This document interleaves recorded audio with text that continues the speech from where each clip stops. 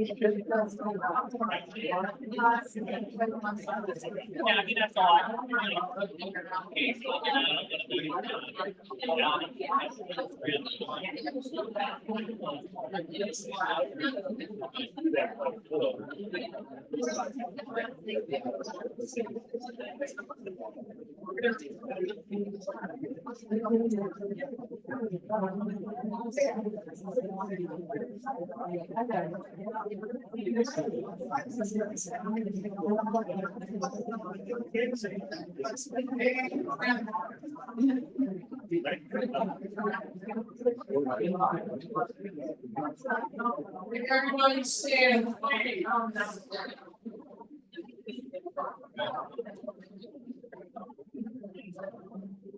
This is great. Nobody more than 10 feet back can see me.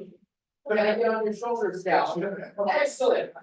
Rotaries and guests, welcome to WellSpan Park, home of York Revolution, and host for the best Rotary Club in York City, the Rotary Club of York. Rotarians, what is special about today? It is a great day to be a Rotarian. And today is a fun day where we can relax and learn about our favorite home team, the Revs. Now, you already know about our dedication to service above self, but did you know that if you want to hit a Rotary home run, you have to run all 4 bases of the 4-way test in a single hit? So let's pretend that the bases are loaded and go for the Rotary Grand Slam by reciting the 4-way test together from memory this time. Is it the truth? Is it fair to all concerned? Will it build better friendships? Will it be beneficial to all concerned? The ball is out of here. Grand Slam. Now, no baseball game or visit with the York Revolution would be complete unless we sang both the Star Spangled Banner and take me out to the ball game, led by my second favorite Rotarian, Calvin Weary, followed by the invocation by the ever amazing Eric Chase. And yours truly will be doing the introduction today. Calvin.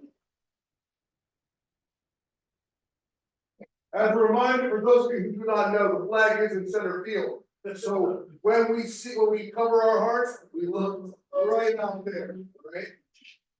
Rotarians, join me. Oh, say, and you sing, are the bones by what so proudly I have the twilight's like the speeding, whose broad skies and bright stars through the western sky, for the western stars were so gallantly streaming. Let the rockets strike fire, for thirsty in there. That our life was still again. Oh, say not that our thankful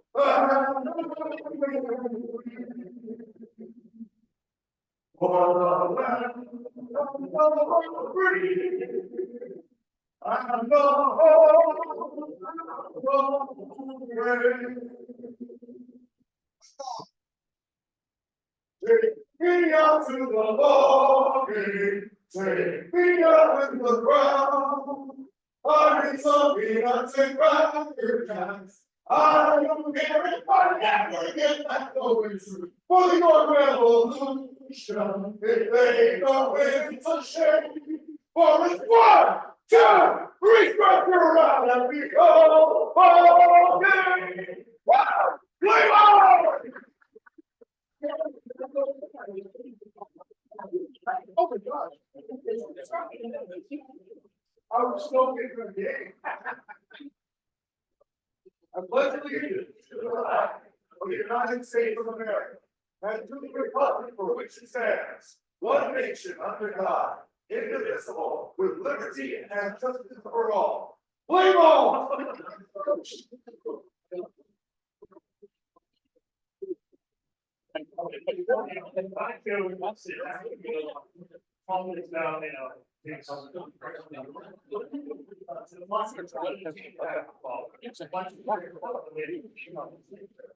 Great creator, we are so blessed and honored to gather today as Rotarians here at the York Revolution. We thank you for 17 years of the greatest pastime in America known as baseball. And it has been said that baseball is sometimes like life. Sometimes we strike out, sometimes we get a grand slam, and sometimes we just get rained out. But sometimes we have to just keep swinging. We ask that you give us the courage to keep swinging in our own lives so that someday we may run all those bases and eventually end up at home plate. We thank you for our speakers, Rick and White and Rick Forney, and our president of the York Revolution, Eric Menzer. And we ask that as they share the plans for the coming year of baseball, and we just thank you for this food that we use to nourish our bodies so that we may live out the Rotarian slogan of service above self. And we pray this in the many names that we call you.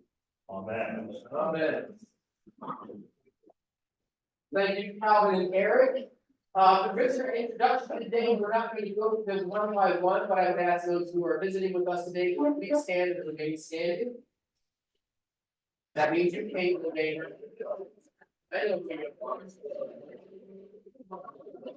So I will do this though. I'm going to share the Rotarian visitor map as our guest today, but with a baseball twist. Visit us once, strike 1. Visit us twice, strike 2. Visit us 3 times, 3 strikes, you're out.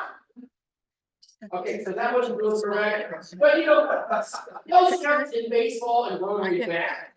So if this is your first visit today, welcome. If it's your second visit today, welcome back. And if it's your third visit, my gosh, let's talk about you being a member of Rotary Club of York. Rotarians, please let us welcome our guest today with applause.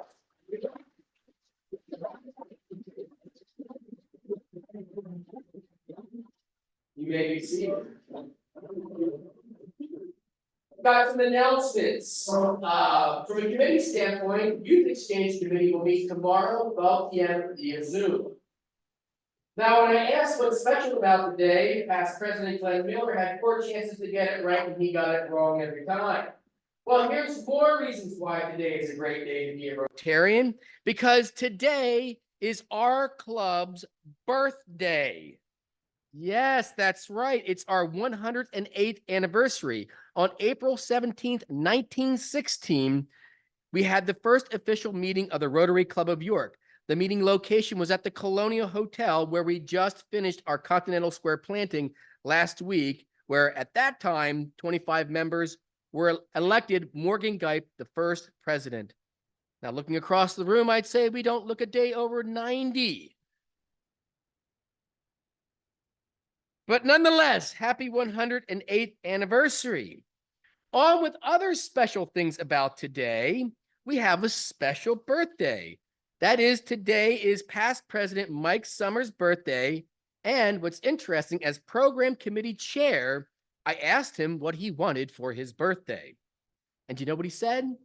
He said, and I quote in my best Mike Summers voice, "President Aaron, there is no better gift for the program committee chair to receive than great suggestions for great speakers and programs for our weekly club meetings for the second half of 2024.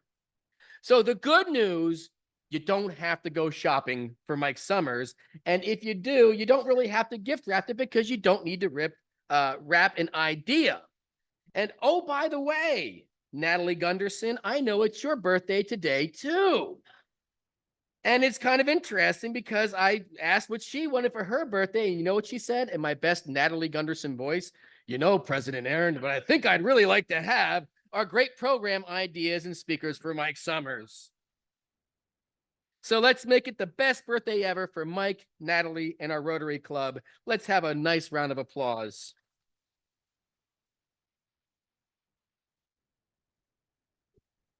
In case you have not watched the news, read the papers, been on Facebook or LinkedIn, we had an incredible event last Thursday in Continental Square where more than 40 Rotarians showed up to either volunteer or show support for the amazing planter project we did for our signature year. I'd like to take a moment to give a huge York Rotarian round of applause for everyone who supported the golf outing and those who helped to make last week such a successful event. Rotarians.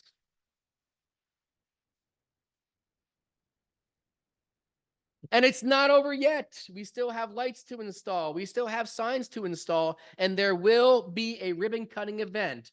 Mark your calendars for May 3rd. What else is happening May 3rd? Give Local York. That's correct. So you're going to be downtown anyway. We're going to do the ribbon cutting at 8 p.m.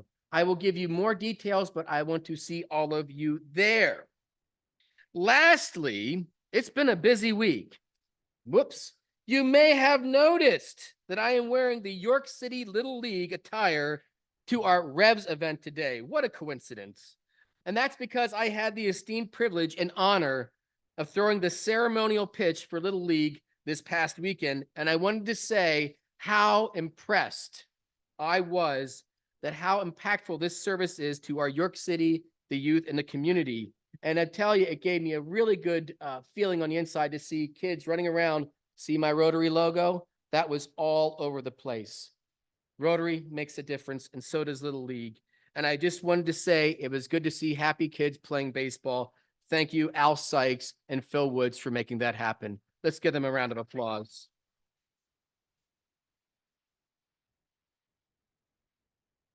Speaking of people who support Rotary and love baseball, it's my pleasure to invite Eric Menzer to the podium to introduce our program. Eric has been the team president for the Revolution since 2010 and a member of our club since 2011 and has brought joy to our community ever since. Let's welcome Eric Menzer to the podium.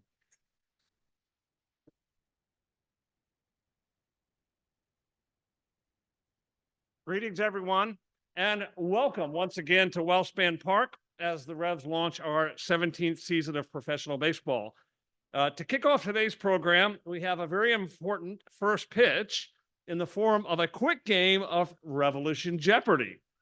Now, those of you who were at the meeting 2 weeks ago might remember I had a little game of Revolution Trivia, and I challenged President Aaron to that. So today, I have a Revolution Jeopardy question for Aaron. Aaron, the answer is 315 million.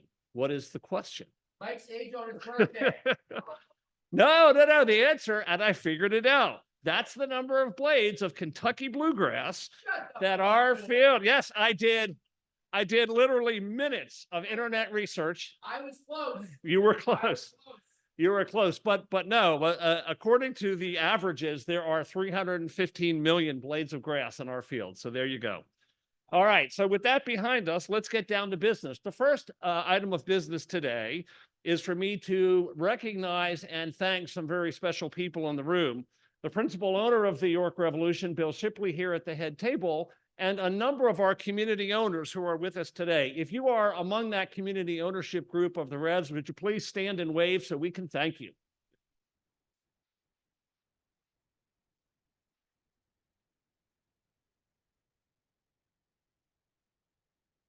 And it is because of these folks that I get to have the best job in York, so I am particularly appreciative. So batting leadoff today, it's my pleasure to welcome to York and to this club once again, the president of the Atlantic League of Professional Baseball, Rick White. Rick's had a varied career, first with Major League Baseball and then with national and international sports apparel companies, and then for the last 10 years as the leader of the Atlantic League as our president. Rick's a graduate of Chapman University, where he did time behind the plate for a nationally ranked baseball team, and he has a master's degree from Purdue University. I remind him every time he comes that he's surrounded by probably about 100 Nittany Lions and 1 Terp. Please welcome back Rick White.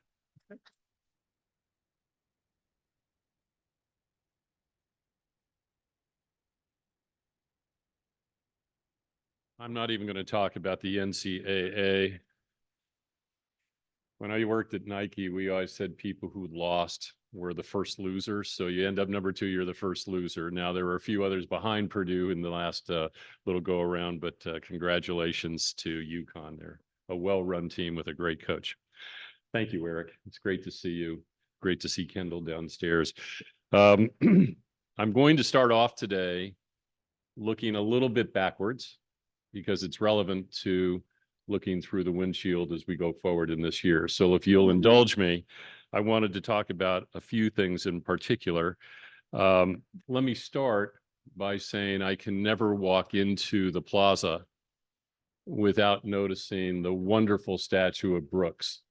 And the fact that we lost him just a little while ago is meaningful for everybody in this room, particularly for those of us who had the distinct honor of knowing him, not only in the context of the Revs, but in the context of a man who lived a very full life, gave back much more than he ever took from this great game of ours, and gave much more to people than even our game can give to them. So I lament his loss. I'm sure you do too.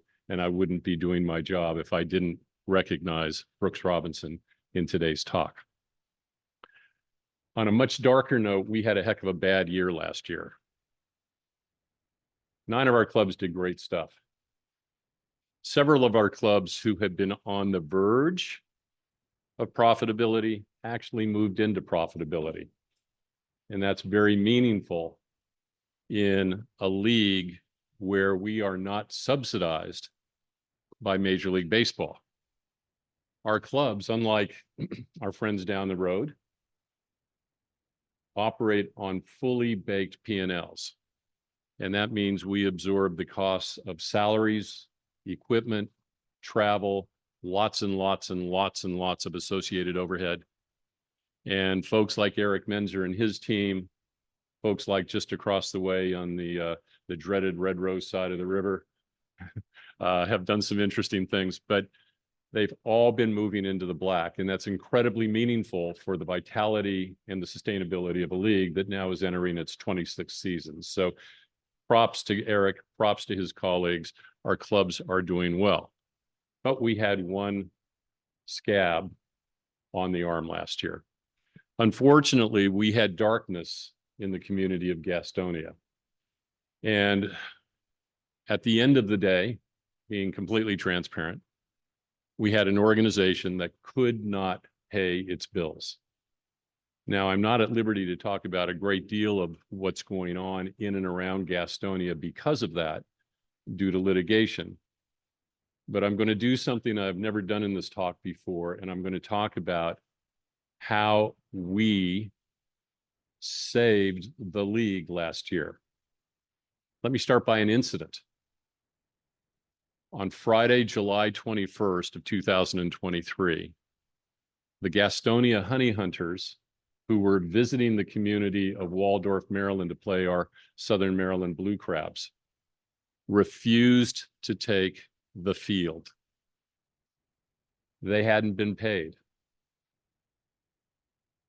Now, I'm not real proud of that fact, but they hadn't been paid. 45 minutes before the game was to start, I received a frantic call from their general manager. She didn't know what to do. I'm very lucky because I did. I told her I'd get right back to her. I made one call, and that call took less than 60 seconds. And the call I made was to the man in this room, standing right in front of her, sitting right in front of me. Bill Shipley. We were prepared, but we didn't know what was going to happen on that date. It caught everyone by surprise. And in less than 60 seconds, I received a pledge, an individual pledge from Bill Shipley to subsidize the operations of the Gastonia Honey Hunters from that point forward through the conclusion of the season. Think about that, ladies and gentlemen. He paid all their salaries. He made rent payments, he made bus payments, he made equipment payments, he made employee front office payments. And without the friendship, the passion, the loyalty to the league, and to each of his fellow club owners, we wouldn't have had a second half of the season. So, Bill, I want to very publicly say thank you.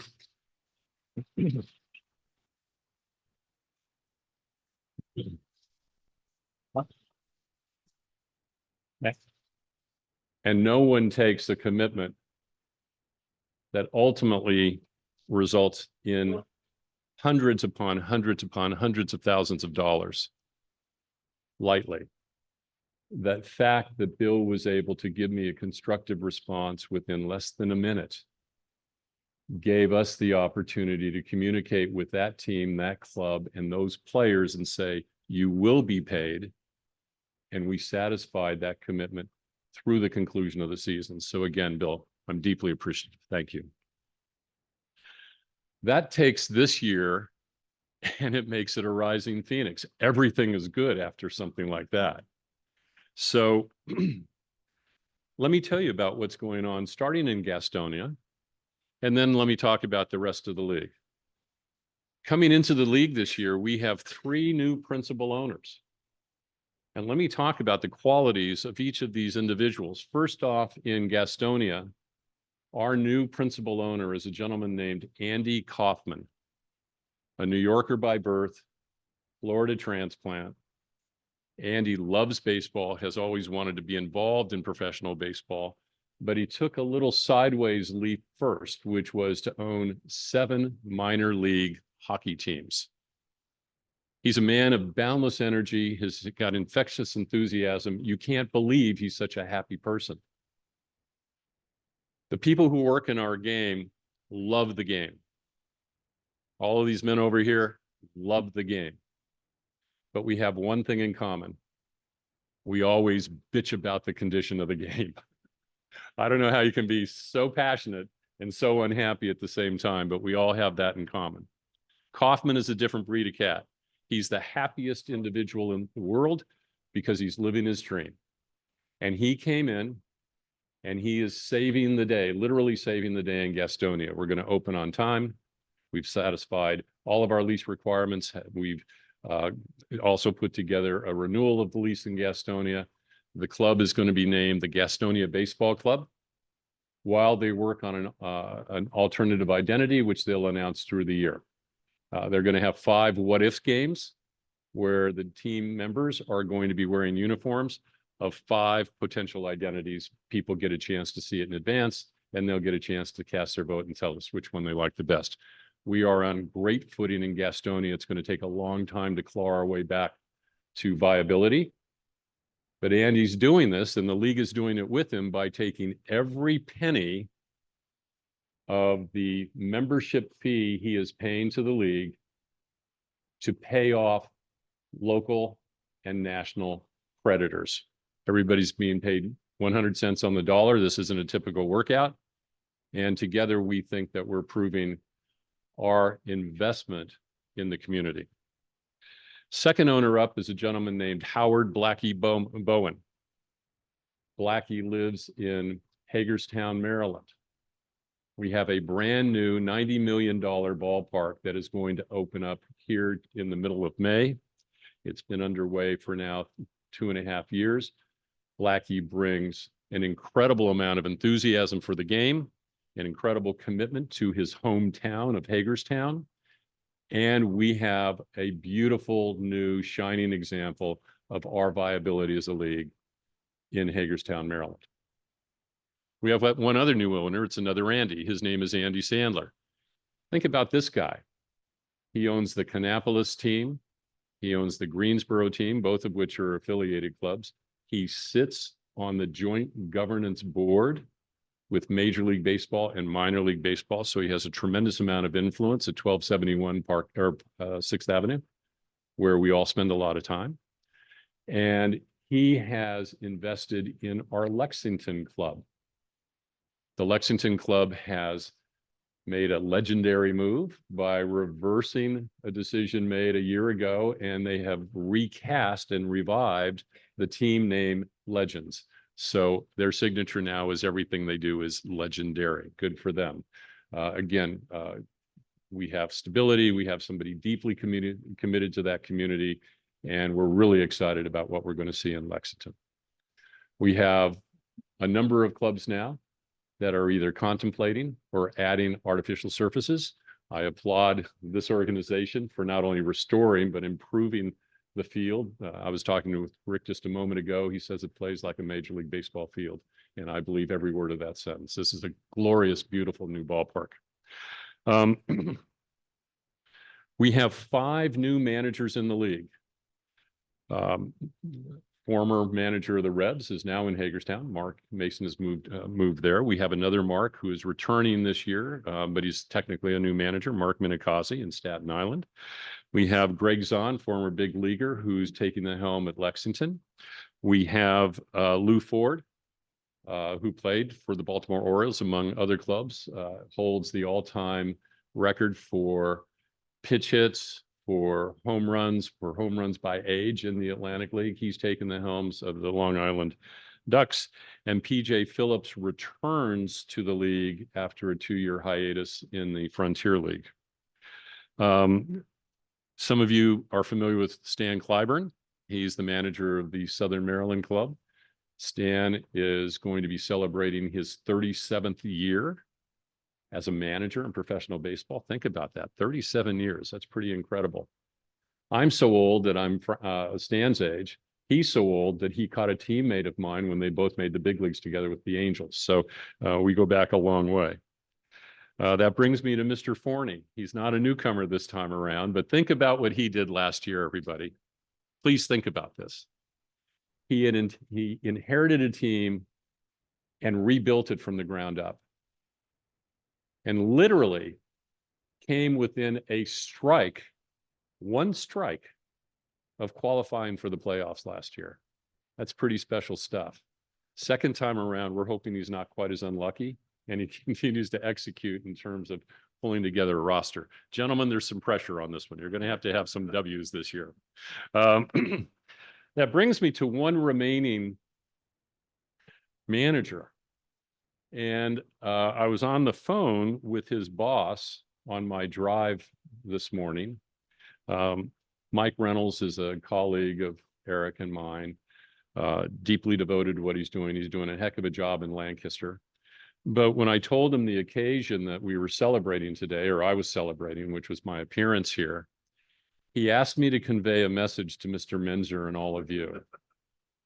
They have a Rotary club in Lancaster too. Not quite as big as this one, not quite as dynamic as this one. But starting today, Mike asked me on his behalf, this is not me, to lay down the gauntlet for the War of the Roses. And he wants to create a Rotary Roses Challenge. So I'll let Mr. Menzer and Mr. Reynolds work out the details. It's bound to cost somebody some fun and some time and some resource around events. I heard Aaron speaking about that just a moment ago. But wouldn't it be wonderful to have a home and road contest between both clubs where you go there, they come here, and you have a lot of fun and get to know some new folks? I don't know what the trophy will be, but I'm delighted to present it at next year's gathering if you'd like, Eric. Let's talk about our outlook. The industry dynamics around diamond sports have changed dramatically. You're all familiar with realignment. We've talked about it this session and others before. What were 160 affiliated minor league teams are now 120. Some people speculate that that's going to move to 90. I'm not one who buys into that, largely because of some other industry dynamics having to do with organized labor and the changes that have taken place with that. But what we are seeing is something really interesting amongst those 120 surviving clubs. First off, fully 1/4 of those teams, over 30 of those teams, have now been purchased by a private equity group. Jury's out on whether that's good or bad. We all have our own opinions about private equity. We all have our own opinions about whether things scale, particularly in community-oriented ventures like minor league baseball. But think about the consequence of what that might mean for the Atlantic League. I'll remind you that since I became president, we've had 3 communities invest in ballparks specifically for the Atlantic League, carrying on the fine work that was done prior to that, including New York and including Lancaster. Second, Major League Baseball has a rule that says only a certain number of ball players can be under contract at any given time. A year ago, that was 185. I'm sorry, it was 180. This year, it's 165. So now Major League Baseball eliminated 40 affiliated minor league clubs and all the players associated with those rosters.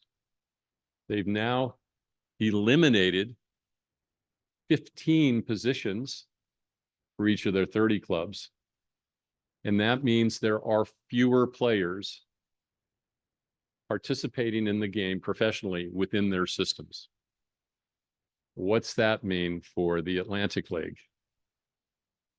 I would contend that that augurs well, coupled to the private equity circumstance I just talked about, where people who otherwise would have been drawn to purchasing an affiliated minor league team are now actively looking at the opportunities in what we like to call independent baseball. We refer fondly to affiliated baseball as dependent baseball because they all get subsidies from the major league club. But think about the consequence of this, ladies and gentlemen.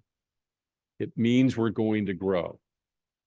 And the people like Blackie Bowen, Andy Kaufman, Andy Sandler are the tip of an iceberg that I believe is going to turn us into something where we already have 11 teams. You know, one of them is on the shelf. And I anticipate a 12-team league quite shortly. And I believe that Bill and my dream of 16 teams with 2 8-team divisions in the North and South will ultimately be manifest in our league. So that's our outlook on a global side. Moving into the micro side, the idea now that most of our teams are profitable on an operating basis is really good. It's really good. We are capitalists, and we've had in the last year 3 teams tickle over into the black. 3 out of 10 is 30%. That's pretty good. Then you add those teams that were already there. So we really are getting to the point of where our investors, our operators, our teams are all finding their way toward sustainability on a pure operating basis. And that, again, is really good for our league. Those are my comments for today. As always, it's a pleasure to be with you. I've told you in the past my personal link to Rotary, and I continue to extol its virtues. I just want to say thanks to Eric, Aaron, and the entire club for having me. Thanks so much.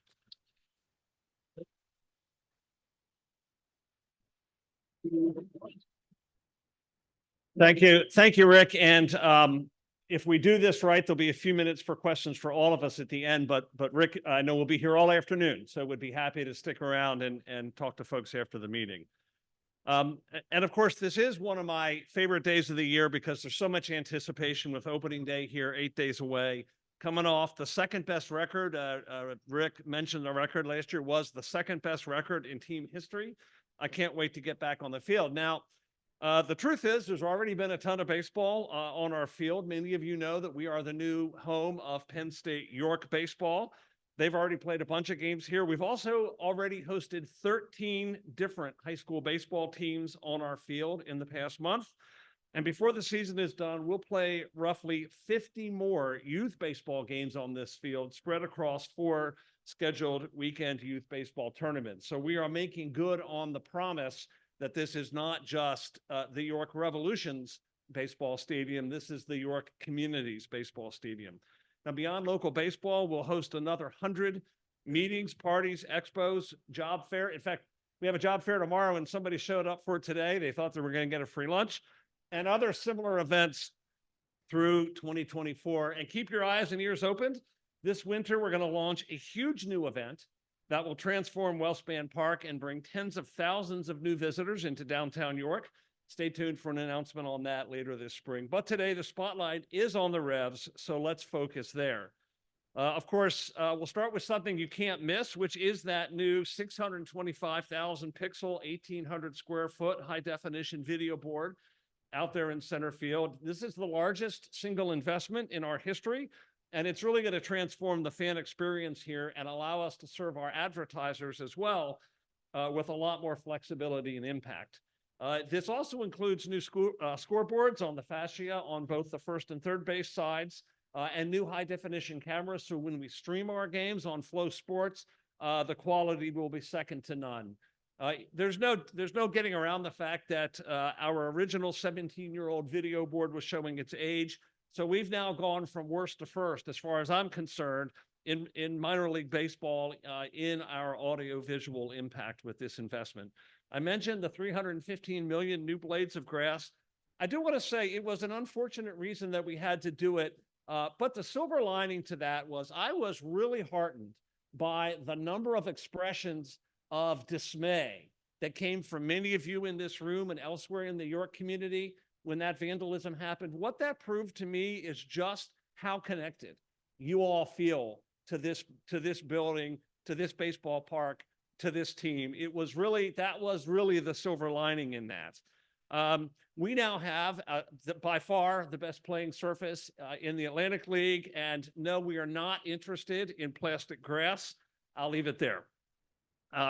One other improvement you might notice, which is extended protective netting to the far ends of our dugouts. That means 1,000 more seats behind the protective net. So there's no reason for any fan who wants that option now not to have it.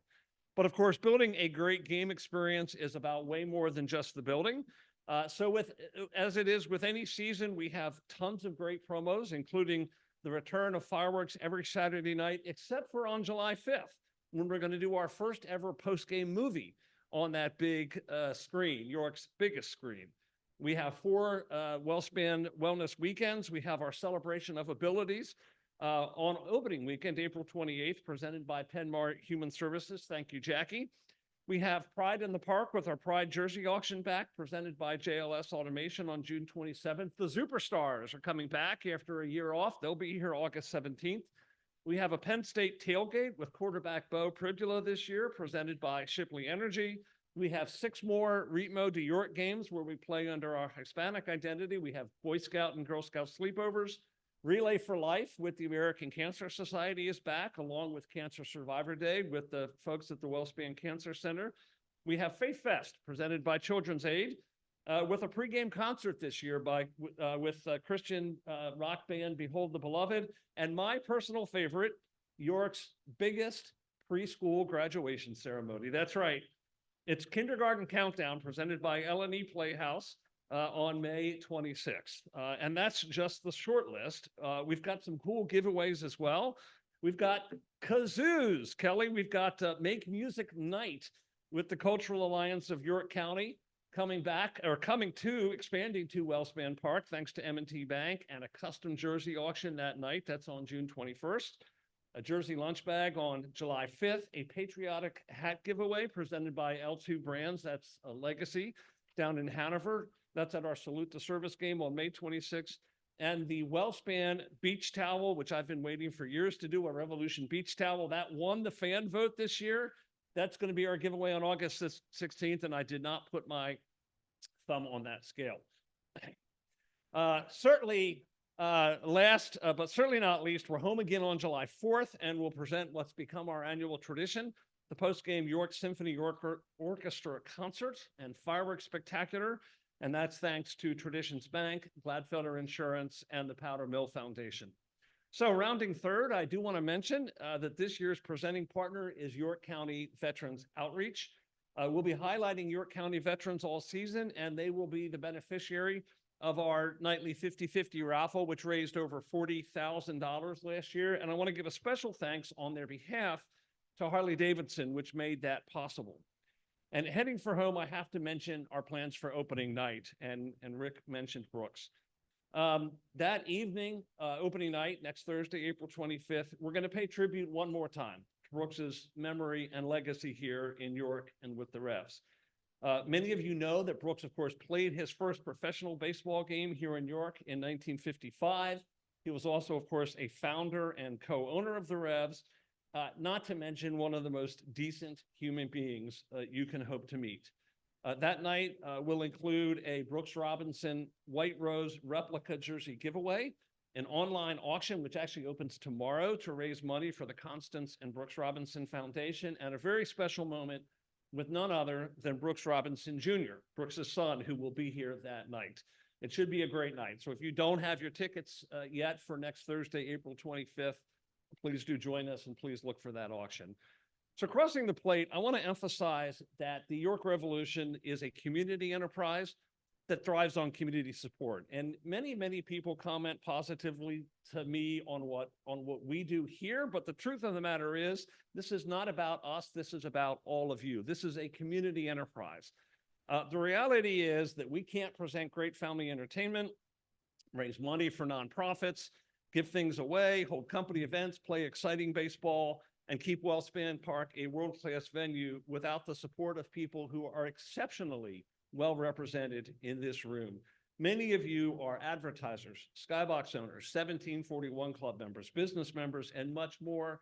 And I want to give all of you a special thank you today. I get to stand up here and speak, but this is your team, this is your ballpark, and we can't do it without you. Thank you. And yeah, that's worth applause. And if for some unknown reason you're not part of that group and would like to be, if you'd like to be a business member or an advertiser, please talk to me or any other members of the Revs staff, because of course that's how this works. We are truly in this together, and we'd love to help you accomplish what you need to accomplish in your business. Now, of course, notwithstanding all of these things, we do actually play Revolution baseball here 63 times a season. And as I mentioned earlier, in his first season with us, manager Rick Forney led our team to the second best record in team history and the best overall record in our division.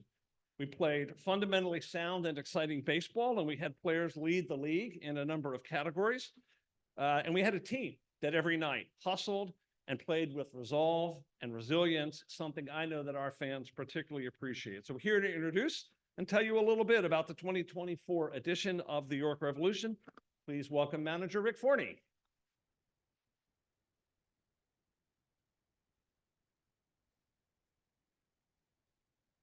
Hi, good to be here with you guys today.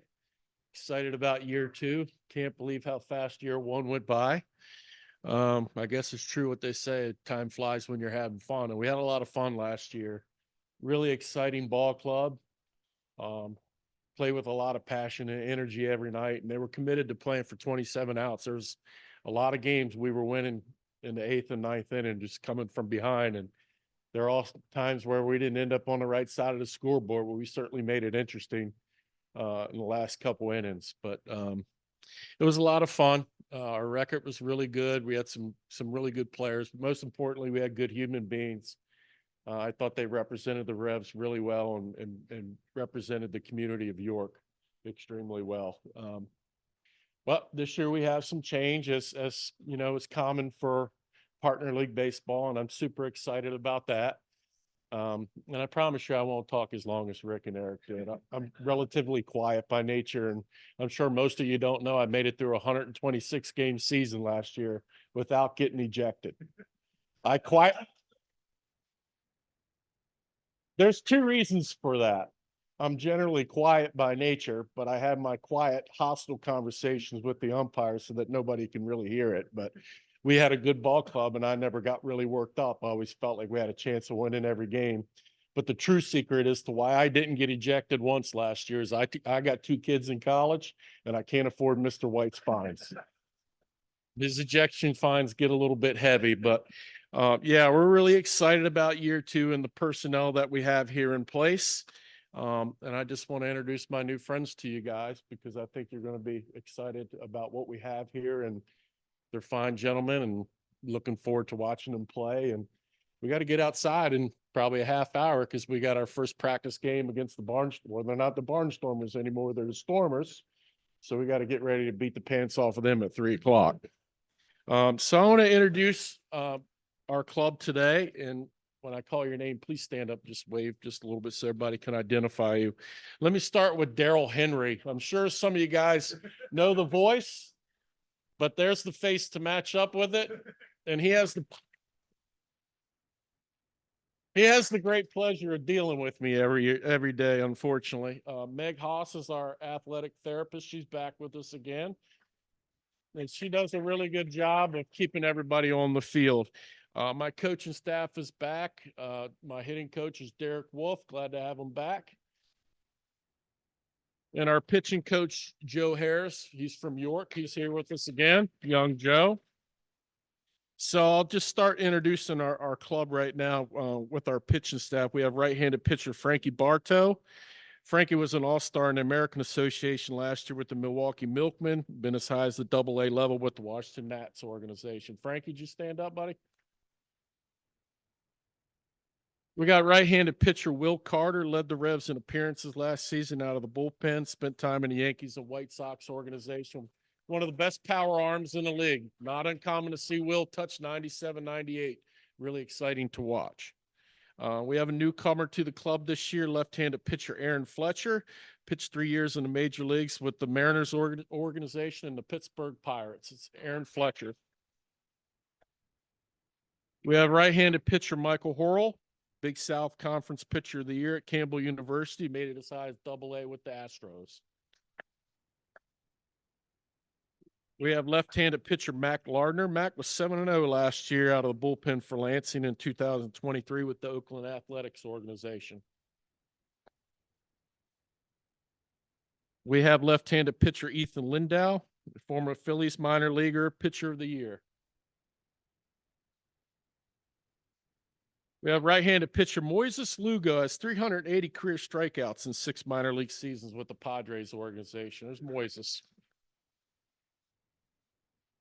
We have left-handed pitcher Zachary Neff returning to us this year. Had 3 saves late in the season with us. Made it to AA with the Twins organization.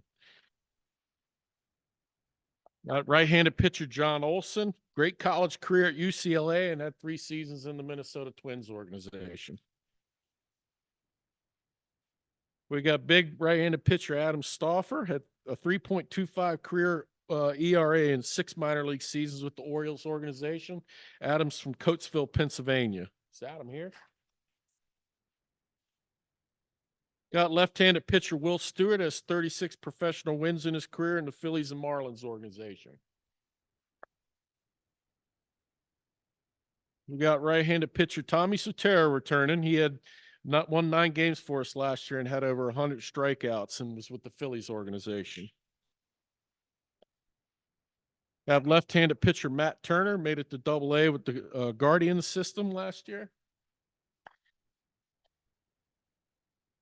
Right-handed pitcher Chris Valamont made his big league debut last year with the Baltimore Orioles. He's from Erie, Pennsylvania. Right-handed pitcher Alex Valverde made 9 starts at AAA last season with the Mets organization. Also spent some time with the Rays and the Mariners. And we also have another addition. I don't know if he made it back from his physicals yet, but left-handed pitcher Denny Bentley reached as high as the AAA level with the Twins. And Denny has a career 3.54 ERA, has 269 career strikeouts, and only 213 innings pitched. So that's our pitching staff.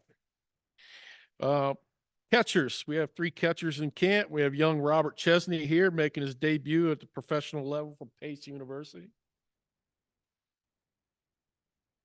We have Kieran Deviney making his Atlantic League debut after catching in the American Association and the Frontier League.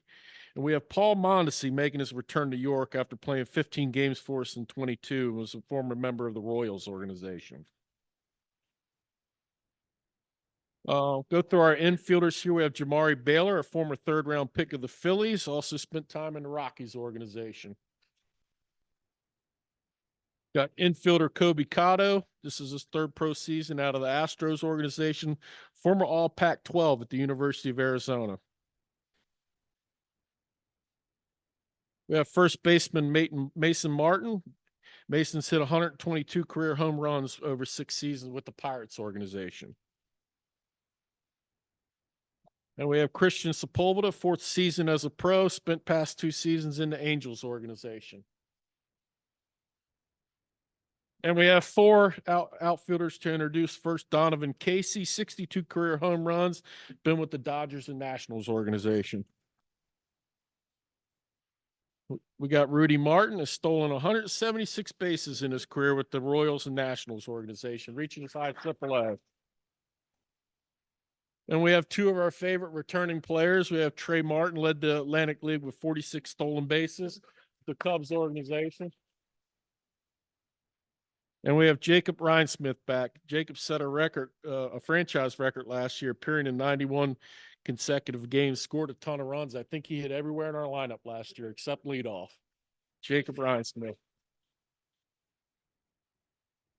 Thanks for being here and spending your afternoon with us. Lunch was great. Thank you, Revs Hospitality. I like to eat, as you can tell. Lunch was fantastic. But we got to get ready to get going because we have a 3 o'clock date with the Stormers. I'm sorry. Thank you. Thank you, Rick. All right, and with that, let me see if there's any questions for either me or Rick White. I'm gonna let Rick Forney get on his way so he can go play some baseball. Any questions for me or Rick? Oh, come on, there's got to be something. Yeah, of course, Jim.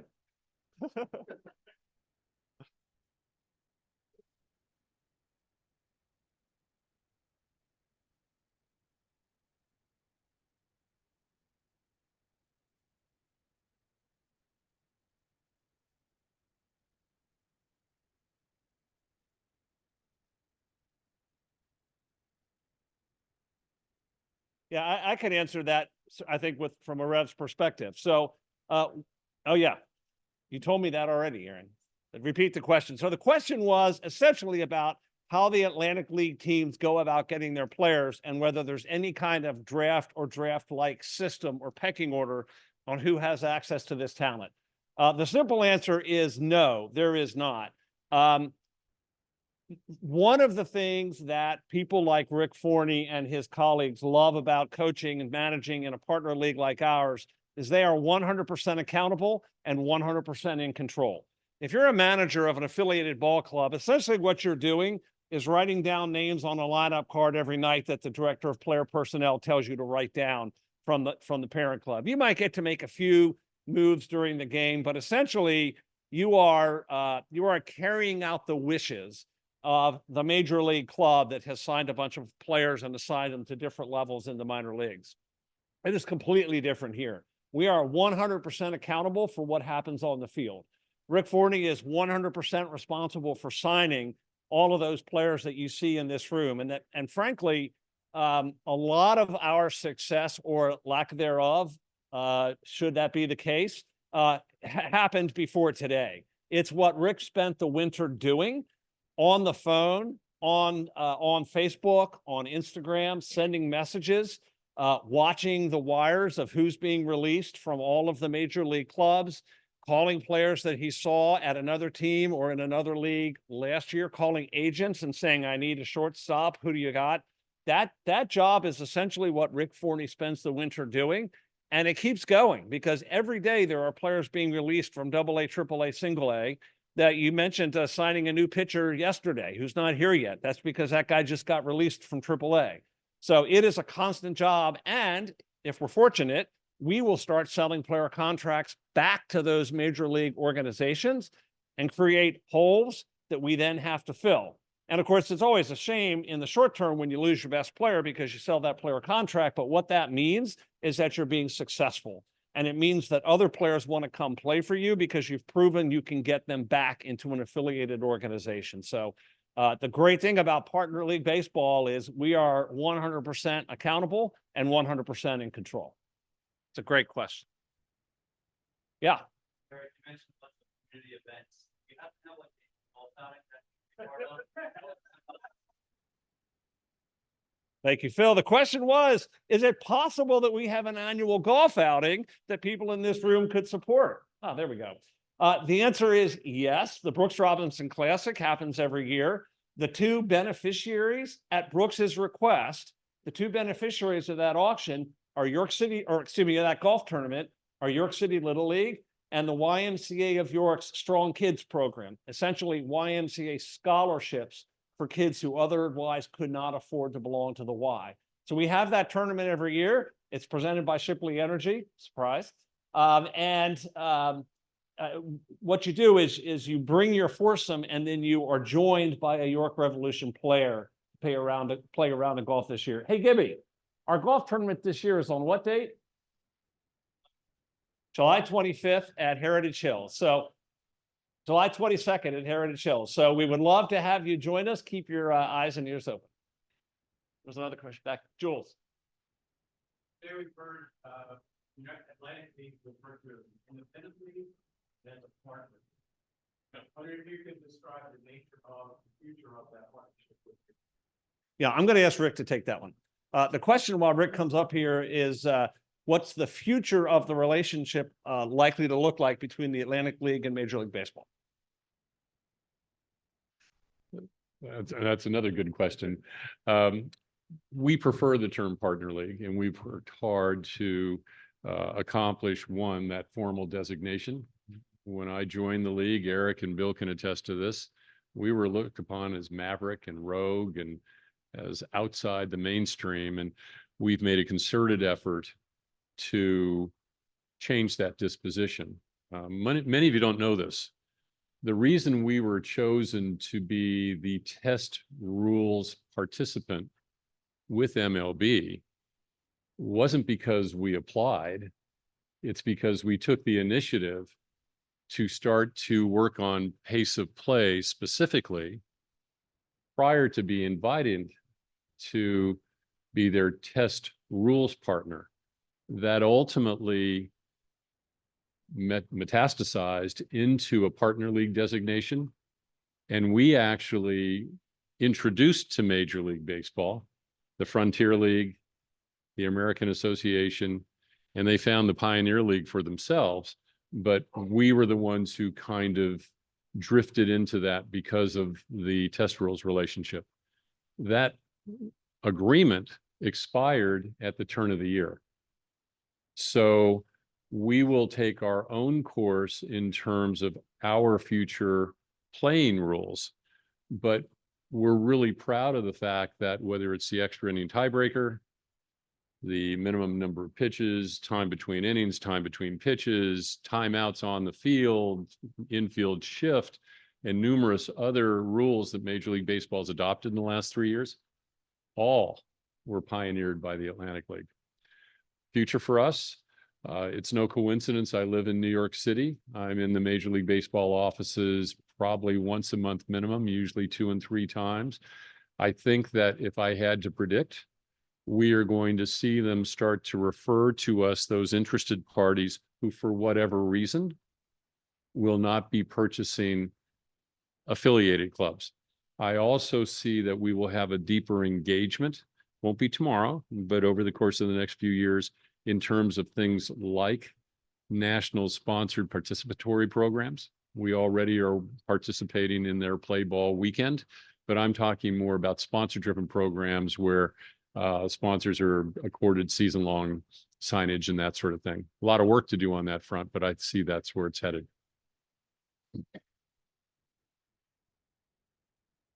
All right, one more quick question from Walt.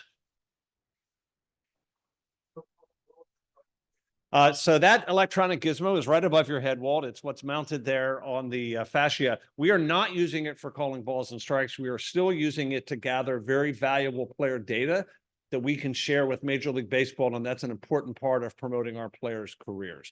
I do think eventually at the major league level, they will be using automated balls and strikes, but we're not doing it here. Now, let me make one more comment before I turn the podium back to President Aaron. On your way out, you will see goodie bags. Do not ignore those. Each bag has a pair of flexible York Revolution tickets for any game this season, and 5 of those bags have a $25 gift card. Yeah, see, I knew that would work. Grab that bag on the way out, and you might be a lucky winner. Aaron, back to you.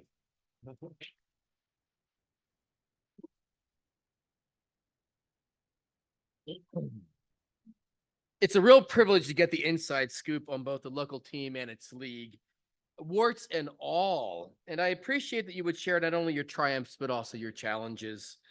I find it remarkable that you also keep this fresh year after year for our community and make us all proud and delighted to support you. As Eric said, this is more than the York Revolution Stadium. This is the York Community's Stadium. And Eric, Rick, and Rick, thank you for sustaining this treasure of York City. And to our Revolution team, wherever you are on the road right now, on behalf of the Rotary Club, we wish you a season filled with nothing but home runs and wins. One more round of applause for the Revs.